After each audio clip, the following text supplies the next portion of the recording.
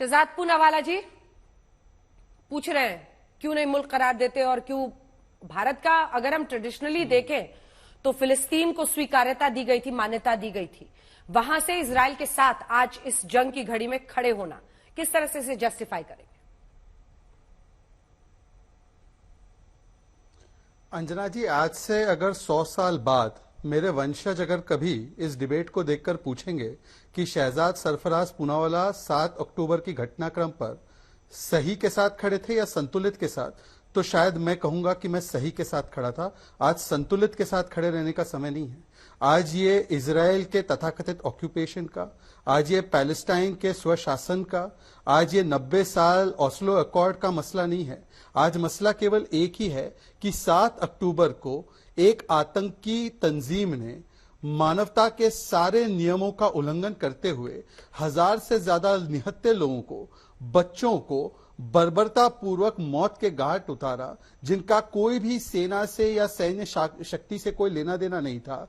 ये गला काट कट्टरता का प्रमाण है, ये मानवता के हर सिद्धांत के उल्लंघन का प्रमाण है और इस पर संतुलन अथवा बैलेंस नहीं हो सकता। इसमें केवल हम सही के साथ हो सकते हैं और इसीलिए एक स्वर में पूरे मानवता को कहना होगा कि हम इस आतंकवाद का खंडन करते हैं। और आज अगर आप उस साइड पर नहीं है, आतंकवाद के खंडन के साइड पर नहीं है, तो आप किस साइड पर ही ये सवाल पूछा जाएगा कि ऐसी कौन सी वोट बैंक की मजबूरी है अंजना जी कि याकूब में कभी हालात का मारा, अफजल गुरु में कभी अफजल हम शर्मिंदा है तेरे कातिल जिंदा है, 26/11 में कभी इस्लामिस्ट जिहाद को व्हाइट वॉश कर देना, कभी पाकिस्तान के किए समझौते ब्लास्ट पर ओढ़नी चढ़ा देना, कभी कह देना कि देखिए ये जो आतंकी हमला है इसका जस्टिफिकेशन और कॉज होता है। ये कब तक चलता रहेगा? CWC के रेजोल्यूशन में आतंकवाद के खिलाफ एक शब्द नहीं कहा गया। आज मैंने हुसैन दलवाई की पिछले शो में बाइट देखी है, आपके 5 बजे के शो में। उसमें वो कहते हैं कि ये हमारे भगत सिंह और चंद्रशेखर आजाद की तरफ फ्रीडम फाइटर्स है हमास वाले।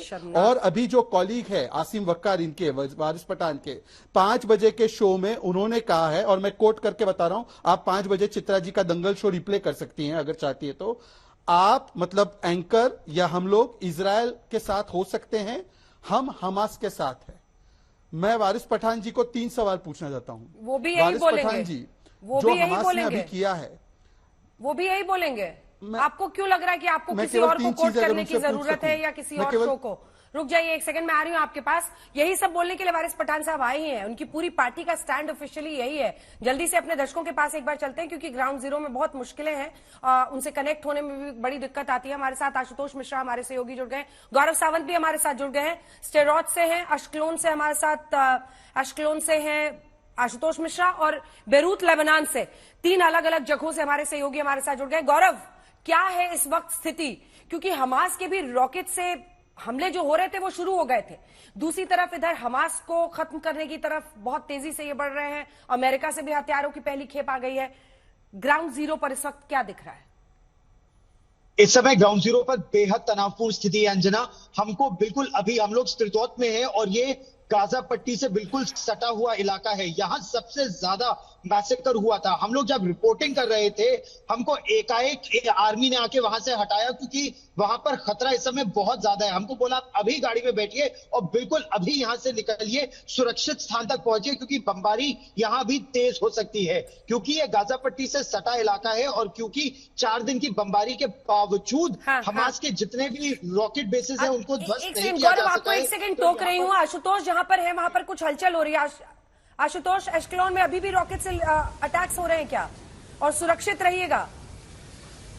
दरअसल मुश्किल अंजना ये है कि एस्कलोन में सायरन फेल हो गया है। आज 2 अटैक हुए हैं। जहां जिस घर में मैं था हमारे पास रॉकेट गिरा है और वहां भी मैं थोड़ी देर पहले था, एक रॉकेट जिंदा है जो फटा भी नहीं था रिहायशी इलाकों में। पहले क्या होता था कि सायरन बजता है, 30 सेकंड का टाइम मिलता है, लेकिन एस्कलोन में सायरन फेल हो गया है। यहाँ टेक्निकल टीम आर्मी की जाती हुई है, उन्होंने हमें वहां रहने से मना कर दिया फोटो लेने से, क्योंकि कुछ दिक्कतें ऐसी हैं। अब ड्रोन और हेलीकॉप्टर्स मंडरा रहे हैं, लेकिन ये बता सकता हूं कि एस्कलोन के बाहर की जो सीमा है, जहां समंदर किनारा है, वहां से अब टैंक मोबिलाइज किए गए हैं। तो अभी ये जो आवाजें आ रही है वो टैंक ही हैं, क्योंकि हवाई हमला होता है तो नुकसान ज्यादा होता है। लेकिन नुकसान कैसा, उसकी तस्वीरें देखिए। जगह जगह पर आपको रॉकेट, ये देख रहे हैं, ये साइज आप देख रहे हैं इसका, ये ऑलिव ग्रीन का, ये वो रॉकेट है जो हमास की ओर से फायर किया गया है। मैं आपको ये देखिए नीचे रख के दिखाता हूँ। सिर्फ ये जो शेल है ये इतना भारी है, ये मिलिट्री ग्रेड का रॉकेट है। ये इसके पिछला हिस्सा है और ये इस पर कोई मार्क, कुछ निशान नहीं है, लेकिन ये रॉकेट ऐसे, और ये जगह जगह गिरे। अभी मैं जिस इलाके पे गया था वहां पर भी इसका एक छोटा टुकड़ा,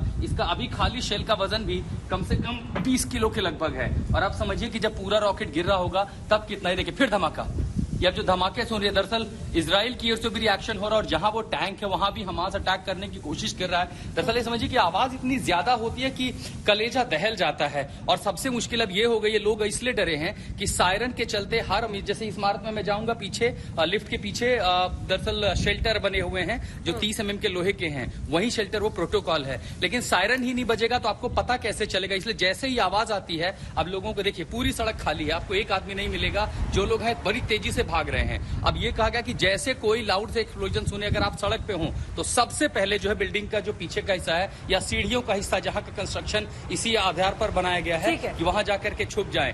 दो सबसे बड़ी मुश्किलें, एस्केलॉन लगातार टारगेट पर है, सायरन काम नहीं कर रहे हैं और आयरन डोम फेल हो रहा है रॉकेट को नाकाम करने में।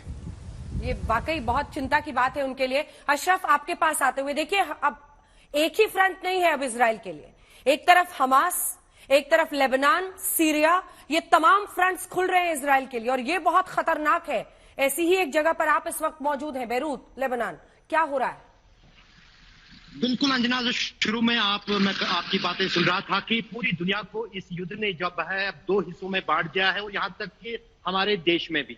हमें यह भी नहीं भूलना चाहिए कि एक जमाना था जब भारत जो है फलस्तीन स्टेट की मांग में एक पार्टी था, लेकिन पिछले कुछ सालों के दौरान जो रिश्ते हैं मिडिल ईस्ट के साथ भी बदल गए, इसराइल के साथ भी बदल गए। इसराइल को अब मान्यता मिली है भारत की तरफ से, लेकिन कहीं ना कहीं जो अंतरराष्ट्रीय समीकरण है वो इस युद्ध ने साफ तौर पर बदल दिया है। खाड़ी देश जो हैं, जिनकी बात आप शुरू में कर रही थी, चाहे इजिप्ट हो, सीरिया हो, जॉर्डन हो, लेबनान हो, ये सब अब एकजुट होकर फलस्तीन स्टेट के लिए एक आवाज बने हैं, यानी हमास का साथ दे रहे हैं। और यहाँ पर मैं कल से मीडिया पर देख रहा हूं, यहाँ पर हमास को कोई आतंकवादी संगठन नहीं मानता है। यहाँ के सभी जो खाड़ी के देश हैं, जिनमें अब सऊदी अरब की आवाज भी मिल गई है, जो सऊदी अरब माना जाता था कि अमेरिका का काफी करीब हो रहा है और ज्यादातर जो है अब इसराइल के साथ भी उसके रिश्ते बेहतर होते हैं। लेकिन किंग सलमान जो हैं, उन्होंने साफ तौर पर फलस्तीन की इस लड़ाई को समर्थन भी दिया है और कहीं ना कहीं जो इसराइल और सऊदी अरब के बीच रिश्ते बन रहे थे वो अब दोबारा पटरी से हिल गए हैं। तीसरी तरफ ईरान और सऊदी अरब में जो डार थी, जो खटाई थी आपस में, इस युद्ध ने उन दो देशों को भी कहीं ना कहीं एक सहमति पर खड़ा कर दिया है। मैं लेबनान में हूं और इसराइल का कहना है कि जितनी भी योजनाएं बन रही है इसराइल पर हमलों की, वो ईरान प्लान कर रहा है और बीरूत में उसको शक्ल दी जा रही है। हिजबुल्लाह जिसने आशुतोष एक सेकंड, आशुतोष क्या हुआ? क्या हुआ? सायरन बजा बहुत तेजी से और सायरन के बाद एक ही तरीका होता है, सबसे पहले जो स्टेयरकेस है वहां भागे, बहुत तेजी से सायरन बजा है और आप सायरन के बाद देखिए आवाज शुरू, सुरक्षित धमाके शुरू, ये तमाम लोग भाग करके आए हैं। प्लीज सुरक्षित रहिए। सायरन बजते ही तुरंत कहा गया कि यहाँ से सीढ़ियों के भैया देखिए धमाके शुरू, सायरन बजाए लोग भाग रहे हैं जहां तहां, सब तुरंत जो है सुरक्षित इलाकों में, क्योंकि ये देखिए आपको आवाजें सुनाता हूं मैं।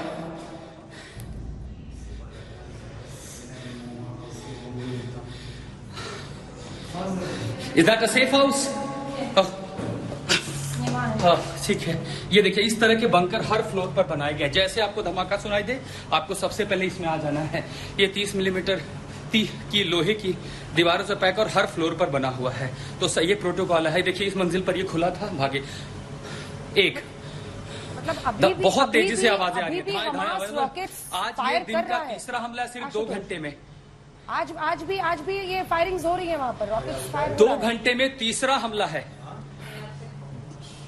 और चिंता की बात यह कि 2 घंटे में तीसरा बड़ा हमला है। जब पहला हमला हुआ था, सायरन आया, लेकिन उसके बाद जो दूसरा हमला हुआ है उसमें सायरन की आवाज नहीं है और तुरंत एक्सप्लोजन शुरू हो गए। एक शहर के पास गिरा, मैं थोड़ी देर पहले 5 बजे वहीं पर था। उसके बाद एक खाली मैदान है, वहां पर रॉकेट गिरा, एक पुलिसकर्मी था, मुझे बड़ा टुकड़ा दिखाने, अभी मैं आपको थोड़ी देर पहले दिखाया कितना बड़ा शेल है। और अब फिर बाहर काफी तेजी से है, ये लगभग 60-70 रॉकेट कम से कम सुनाई दे पड़े, बहुत तेजी से आवाज आ रही है यहाँ पे।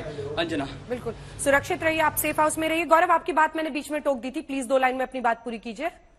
जी, मैं आपको वही बता रहा था कि इस समय बहुत संवेदनशील यहाँ की स्थिति है, खासतौर पर उस इलाके में सिड्रोत जहां पर हम हैं और एश्केलोन जहां पर आशुतोष है, यही वो इलाका है जिसको सबसे ज्यादा निशाना बनाया जाता है। और अगले 48 घंटे यहाँ बहुत संवेदनशील होने वाले हैं, क्योंकि यहाँ लोगों को कहा गया है कि आप अपने घरों में रहें और अपने घर में कम से कम 2 से 3 दिन का खाने पानी का सामान रखे